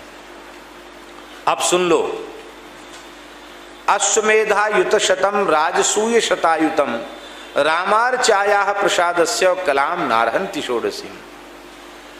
सैकड़ों अश्वमेध, सैकड़ों राजसूय यज्ञ रामार्चन प्रसाद की महिमा की 16वें अंश की बराबरी नहीं कर सकते। रामम समर्च्य रामस्य प्रसादान्नम हनुमते यो ददाति प्रिय तस्य सर्वाभीष्टम प्रसिद्ध्यति। कहते हैं भगवान श्री राम का अर्चन करके वह प्रसाद हनुमान जी को देता है, उसकी संपूर्ण अभीष्ट की सिद्धि हो जाती है। श्री राम जी का यह दिव्य प्रसाद हनुमान जी को जरूर देना चाहिए, क्योंकि हनुमान जी प्रतीक्षा में रहते हैं युगल सरकार का अधरामृत हमें प्राप्त होवे। तत्सर्वम वायुपुत्राय प्रदातव्यम विशेषतः। वायुपुत्र हनुमान जी को देना चाहिए और ऐसे नहीं देना चाहिए, हनुमान जी को थोड़ी सेवा भी बतानी चाहिए कि हनुमान जी हम तो बांट नहीं पाएंगे, आप तो मनोजवम मारुत तुल्य बेगम हैं, तो आप तीनों लोकों में भगवत प्रसाद बांट दीजिए। अब पता नहीं अब ये पद्धति है कि नहीं, हम पहले बचपन में सुनते थे, हमें याद नहीं है पूरा, पर बचपन में सुनते थे और हरेराम बाबा के मुख से भी वो सुनते थे। जब ठाकुर जी को भोग लगता था ब्यारू का मंदिरों में, बुंदेलखंड की बात है महाराज जी, तो राम जी प्रसादी पाओ, पवन सुत राम जी प्रसादी पाओ जी, पूरब पश्चिम उत्तर दक्षिण चारों दिशन ते आओ जी। कहीं हो तो दौड़ के आ जाओ, राम जी का प्रसाद पाओ और सबको बांटो, ऐसा कुछ भाव उसमें पद में था। तो ये बात लिखी हुई है, हनुमान जी को देना चाहिए। हनुमान जी प्रसाद से प्रसन्न होकर के सारे मनोरथ भक्त के पूर्ण कर देते हैं। तो शयद भक्त कामदम इति श्री शिव संहितायाम भव्योत्तर खंडे उमा महेश्वर संवादे रामार्चन महात्म्ये प्रथुक बंधु को पाख्यान वर्णनम नाम चतुर्थोध्याय। श्री सीतारामचंद्र भगवान की जय। अब 5वां अध्याय है और बस ये पूर्णता की ओर जा रहा है। पार्वती जी ने कहा महाराज, जैसे प्यासे आदमी को थोड़ा पानी पिला देने से उसकी प्यास बुझती नहीं है और प्यास बढ़ जाती है, ऐसी हमें तो प्यास कथा सुनने की और ज़्यादा बढ़ गई। आप कुछ और कथा भी सुनाइए तो हमारा भाव और जग जाए। भगवान शिव ने कहा कि देखो, पुराने समय की बात है, विशाला नाम की पुरी में एक वैश्य निवास करता था। उस वैश्य का नाम था सरमा, ये नाम था उसका। वो बड़ा धनाढ्य था और कैसा था, असत्य संयुक्त था। उसका नियम ही था, उसने निश्चय कर रखा था कि हमको सत्य बोलना ही नहीं। बहुत से लोग ऐसे होते हैं दृढ़व्रती कि वो सत्य को भी झूठ बनाकर बोलेंगे। झूठ तो झूठ है ही है, पर सच्ची बात भी सच्ची नहीं कहेंगे, उसको थोड़ा झूठा बना देंगे तब बोलेंगे। ऐसे ही था वो महाराज, असत्य से युक्त था। वो देवता और ब्राह्मणों की मनौती कर लेता, फिर उनको नहीं देता। इस भयंकर पाप से उसके सारा ऐश्वर्य उसका नष्ट हो गया। देखो, देवता के निमित्त कुछ देने का संकल्प मन में आवे तो तत्काल उसे देवता को अर्पित कर देना चाहिए। ब्राह्मण को देने का संकल्प आवे तो तत्काल गौ सेवा, संत सेवा, ठाकुर सेवा, अच्छे काम का संकल्प जगे। महाराज जी ये विचार न करे कि ये बाएं हाथ में है हम दाएं हाथ से देंगे, नहीं, बाएं हाथ से पात्र उपस्थित हुआ बाएं से ही दे दो। क्यों? लोभ इतना प्रबल है। 100 रुपया बाएं हाथ में है तो दाहिने हाथ से देते देते अरे कोई बात नहीं 50 रुपया दे दो, 100 क्या करेंगे। फिर दाहिने हाथ में आएगा तो कहेंगे अरे 50 बहुत होता है, सब इसी को दे देंगे तो हमारा क्या होगा, 25 दे दो। फिर जेब में रख लिया। 100 इधर से था, इधर 50 हो गया मन ही मन में, फिर जेब में रख लिया। जेब में हाथ डाला और वो लोभी लोग ऐसे छू के पता चला लेते हैं, जैसे सूरदास लोग गिन लेते हैं ना, उनको पता चल जाता कितना है। तो फिर 10 का हाथ में आया, अरे कोई बात नहीं 10 रुपये दे दो। अरे 10 दे के क्या करेंगे, रहें जाने, तो कुछ नहीं। इस प्रकार से महापाप से वह युक्त हो जाता है। इसलिए जब देने का संकल्प हो फिर बजट ना विचारे, आगे पीछे न सोचे, तत्काल दे दे। हमने अनुभव किया है, देने का संकल्प तत्काल पूरा न किया जाए तो लोभ है सर्व पाप को मूल। पाप रूपी भूत जो है, लोभ रूपी भूत सिर पे चढ़ जाता है, रहने दो गद्दा तकिया, तो पाप रूपी भूत चढ़ जाता है। इसलिए महाराज ऐसा करना चाहिए। बोलो भक्तवत्सल भगवान की जय। तो महाराज जी क्या हुआ, अरे श्री वृंदावन बिहारी लाल की। महाराज ये ब्राह्मणों को देने की प्रतिज्ञा करके नहीं दिया, देवताओं को नहीं दिया, इसलिए उसका सारा ऐश्वर्य नष्ट हो गया और अत्यंत दरिद्रता के दुख से उसने ये सोचा, कहाँ मैं इतना ऐश्वर्यवान था, मेरी सारी संपत्ति नष्ट हो गई। तो वो मरने का विचार करके और वो हिमालय की ओर चला गया कि वह बर्फ में गल के मर जाएंगे।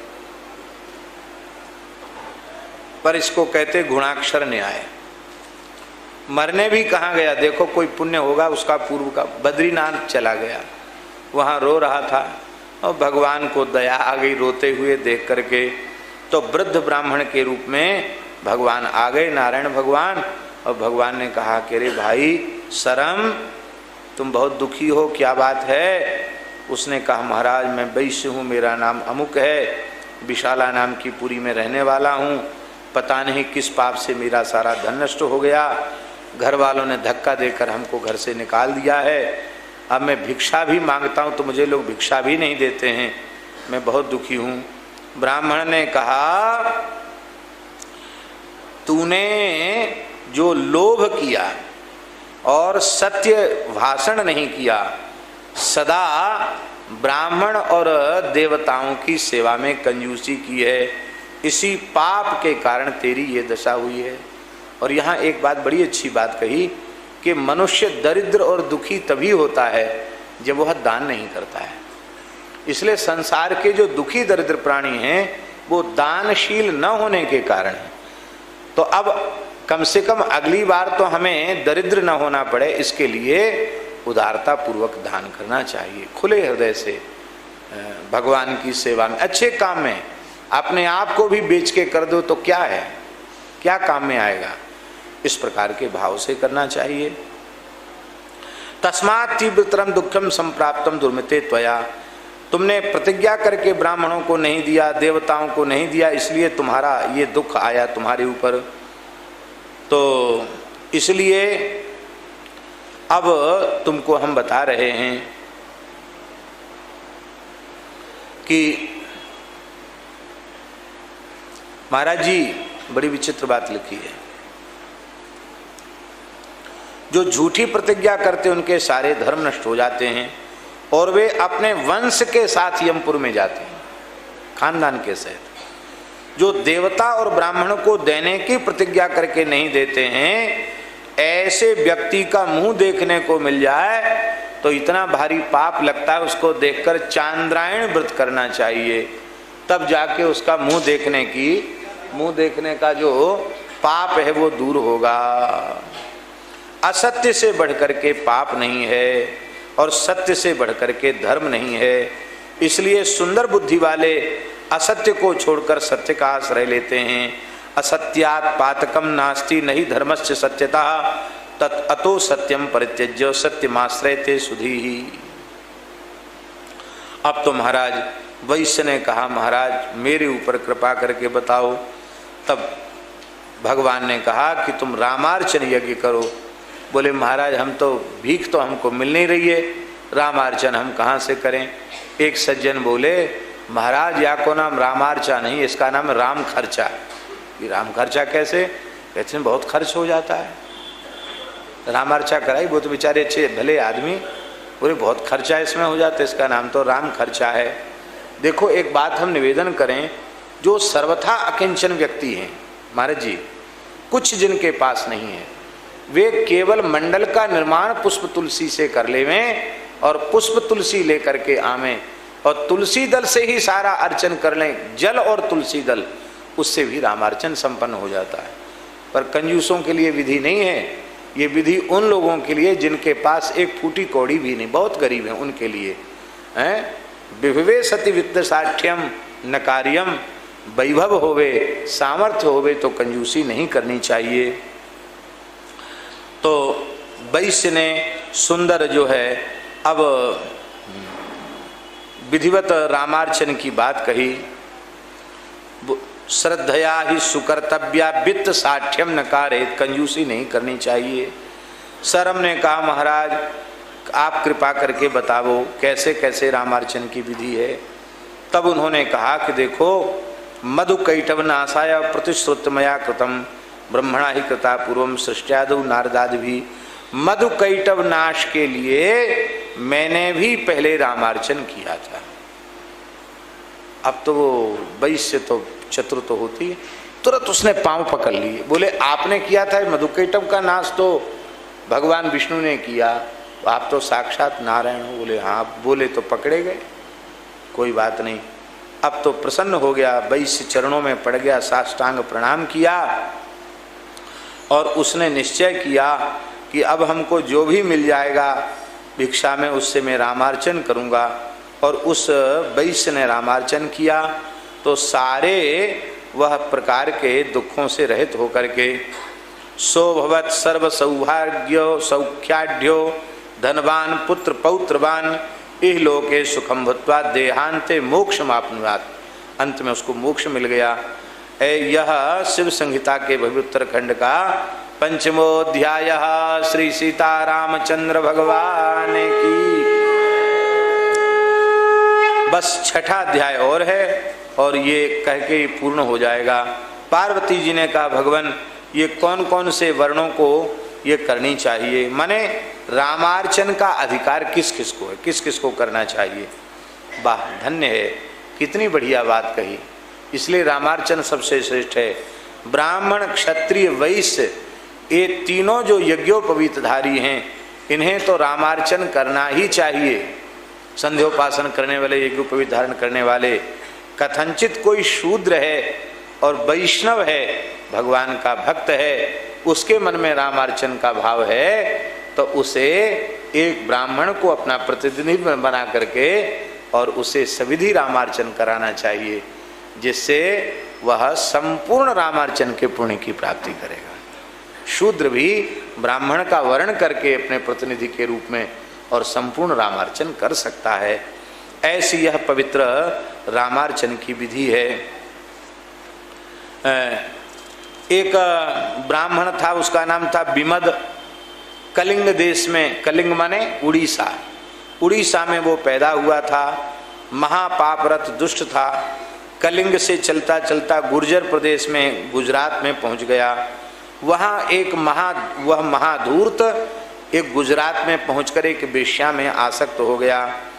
अब धन तो उसके पास था नहीं, तो वेश्या को प्रसन्न कैसे करे, तो राजा के वाटिका में पुष्पों की चोरी करने लग गया।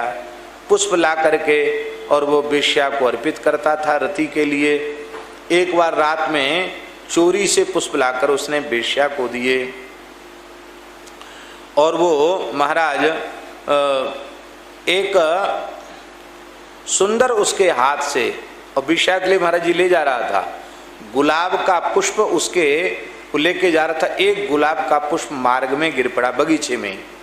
उसी समय धर्मदत्त नाम का ब्राह्मण रामार्चन के लिए वन में पुष्प के लिए जा रहा था। उसने देखा ताजा फूल है और ऐसी जगह पर पड़ा है जहाँ किसी का पैर भी नहीं पड़ा होगा, तो उसने बड़ी श्रद्धा से उतारा, जल थोड़ा प्रोक्षण करके उसको डलिया में रख लिया और उस दोना में रख करके उस धर्मदत्त नाम के ब्राह्मण ने रामार्चन में उस एक फूल को जो धोखे से गिर गया था, उस फूल को लगा दिया। अब महाराज ये तो विमद नाम का जो ये दुष्ट ब्राह्मण था, एक जगह चोरी करने गया और वहां पकड़ लिया लोगों ने। चोरियां बहुत करता था महाराज जी, पकड़ लिया तो पंचायती मार पड़ी। पंचायती मार जानते हो? पुलिस के पास लोग नहीं देते हैं, चोर पर मारो मारो तो जो आता है अपने हाथ सफल सब करते हैं, कोई जूता से कोई चप्पल से। और एक आदमी मारने पीटने वाला हो तो बेचारा सहे। इतने लोग पीटने वाले आ गए कि वो मर गया महाराज, पीटते पीटते वहीं मर गया। मरते ही यमदूत उसको पकड़ करके ले गए और जैसे ही यमराज के यहाँ पहुँचे, यमराज ने कहा चित्रगुप्त, हाँ महाराज देखो इस ब्राह्मण का खाता खोल करके।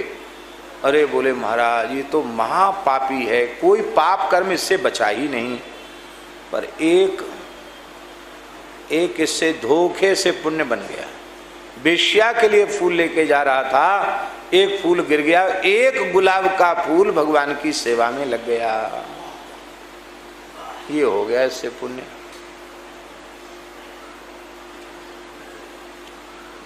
तो बोले इसका फलादेश सुनाओ। एक फूल रामार्चन में लग गया, उसका फलादेश सुनाओ। बोले इसका फलादेश ये है कि 6 महीना पुष्प के विमान में बैठकर इसको खूब जो चाहे सो भोग विलास इसको मिलेगा, बाद में भयंकर नरक इसको जाना पड़ेगा। ब्राह्मण रोने लग गया।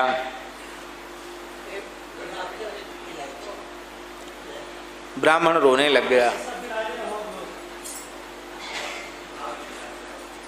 ब्राह्मण जो है वो सोचने लग गया कि अरे इतना भयंकर एक फूल, वो भी धोखे से, मेरी जानकारी में तो था नहीं, और धोखे से एक पुष्प भगवान की सेवा में लग गया, उसकी ऐसी महिमा है। तब उसने मन ही मन संकल्प किया, रोते हुए उसने कहा कि ये 6 महीने भोग की सामग्री से युक्त पुष्प का विमान हम श्री सीताराम जी को ही समर्पित कर देते हैं। जैसे उसने कहा श्री सीताराम चंद्रार्पण मस्तु, सोई शंख घड़ी घंटा घड़ियाल बजने लग गए, गगन भेदी ध्वनि होने लग गई। बोले अब इसके सारे पाप नष्ट हो गए, चलो ले साहब। एक फूल अर्पित करने की ये महिमा है, ऐसी कलमश नाशनी ये कथा है। और महाराज एक बार ब्रह्मा जी ने रामार्चन किया था और नारद जी के द्वारा प्रसाद भेजा हमारे पास, और रामार्चन का प्रसाद जैसे ही आया हम तो नाचने, शंकर जी कहते हैं भगवत प्रसाद सुनते ही मैं नाचने लग गया। और नारदेन समानितम तत्सर्वम भक्षितम मया, नारद जी लाए थे, मैंने सब खा लिया। और उस समय तुम स्नान करने गई थी मानसरोवर में, तो मानसरोवर से स्नान करके सखियों के सहित आई, तो आकर के अच्छा नारद जी बीच में मिल गए। तो नारद जी बोले कि देवी जल्दी जाओ, तुमको हम रामार्चन का प्रसाद दे के आए। पार्वती जी ने कहा लाओ। सती, जब सती नाम था उनका, समझे ना, बोलो सती नामा सी देवी सी, तब पार्वती नाम नहीं था, तब क्या नाम था? सती नाम था। नारद जी ने कहा सती जी तुम्हारे लिए प्रसाद दे के आए हैं। अब सती जी आई।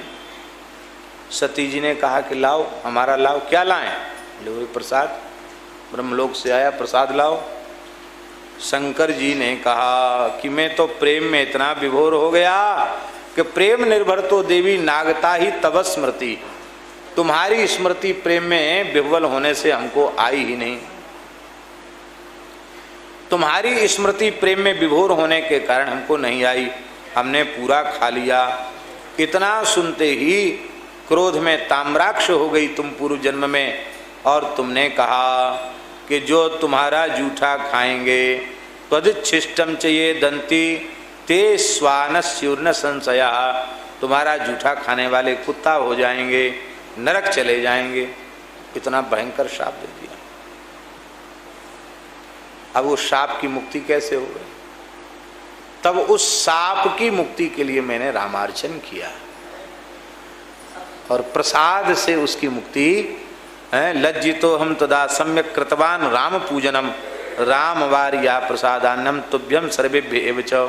फिर मैंने तुमको दिया, उस सबको बांट करके, कहने का अर्थ है बांट करके रामार्चन का प्रसाद लेना चाहिए। अब इस कथा को कह करके लोग सीधे कहते शंकर जी का प्रसाद खाने वाले कुत्ता होते हैं, पर इसी प्रकरण में लिखा है कि उन्होंने फिर रामार्चन किया और सबको प्रसाद दिया, माने उस पाप का जो प्रायश्चित हो गया।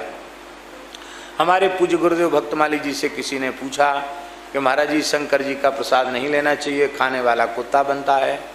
महाराज जी तो उत्तर ऐसे, महाराज जी बोले अरे ऐसे कौन से बढ़िया कर्म कर रहे हैं कि इंद्र महेंद्र बनेंगे, सुअर कुत्ता ही बनने वाला काम कर रहे हैं, भजन तो हो नहीं रहा है। तो शंकर जी महान वैष्णव हैं, महान भक्त हैं, उनका प्रसाद लेंगे तो धाम के सूकर कुकर बनेंगे, भगवत प्रसाद पाने को मिलेगा हैं, और बोले बढ़िया वाले कुत्ता बनेंगे, इसलिए कोई चिंता की बात नहीं। और फिर महाराज जी ने समाधान दिया, बोले देखो किसी भी देवता का सीधे प्रसाद वैष्णव को नहीं लेना, पतिव्रता पति का ही प्रसाद लेती है। ऐसे ही महाराज जी का बताई हुई बात कि पहले भगवान को अर्पित कर दो, फिर कह दो हे भोले बाबा आपसे ज़्यादा प्रसाद की महिमा कौन जानता है, ये युगल सरकार का अधरामृत है, तो उसको लेने में कोई बाधा नहीं। अमनिया लेकर के जो शिव दीक्षा से युक्त हो वो अमनिया देवे और प्रसाद लेवे, पर वैष्णव को भगवत प्रसाद ही सब देवी देवताओं को अर्पित करना चाहिए, ऐसा भाव महाराज जी ने बताया। बोलो भक्तवत्सल भगवान की। महाराज जी की बड़ी विलक्षण बात थी। महाराज जी कई बातें, हम यज्ञोपवीत पहनते तो पहले पूरी प्रतिष्ठा करते तब पहनते हैं। मान लो प्रतिष्ठित जनेऊ ना हो तो महाराज जी हमसे बोले तुम्हारे मंत्र बोलने से कोई देवी देवता नहीं आएगा। क्यों नहीं आएगा महाराज जी, लिखा तो है इसमें। महाराज जी बोले वो तब आएंगे जब ऐसा संकल्प कर लो कि हम ये यज्ञोपवीत प्रतिष्ठित करके राम जी को अर्पित करेंगे, ठाकुर जी को, तो ठाकुर जी के श्रीअंग का स्पर्श मिल जाएगा। इस लोभ से कोई कसर भी रह जाएगी तो सब देवी देवता आकर यज्ञ सूत्र में घुस जाएंगे। महाराज जी बोले अब फिर प्रसाद लो। तो तब से दास ने निश्चय किया कि प्रतिष्ठा के बाद भगवान को अर्पित करके फिर भगवत प्रसाद ही यज्ञोपवीत धारण करना, कोई चीज अमनिया धारण न करना, ये बात है। बोलो भक्तवत्सल भगवान की। इसलिए अदत्वा ये च भुंजीरन प्रसादो ते धमा स्मृता राम प्रसाद दाने न सर्वाभीष्टम प्रसिद्ध्यति। वे अधम हैं जो बिना दिए प्रसाद पा जाते हैं। प्रसाद तो बांट के ही पाने की महिमा है, सर्वाभीष्ट की सिद्धि हो जाती है। और वाचक को सुंदर उनका पूजन करना चाहिए, भी सब लिखा हुआ है, गोदान आदि करना चाहिए, सब बात लिखी है। कलयुग में पाखंडी पाप परायण लोग हो जाएंगे, उनके दुख क्लेश सब इसी से समाप्त होंगे, ऐसा कह करके। और सर्वभूत हितः साधु श्री रामस्याति बल्लभा यद्यत् चिंतयते कामम तत्तदाप्नोत निश्चितम।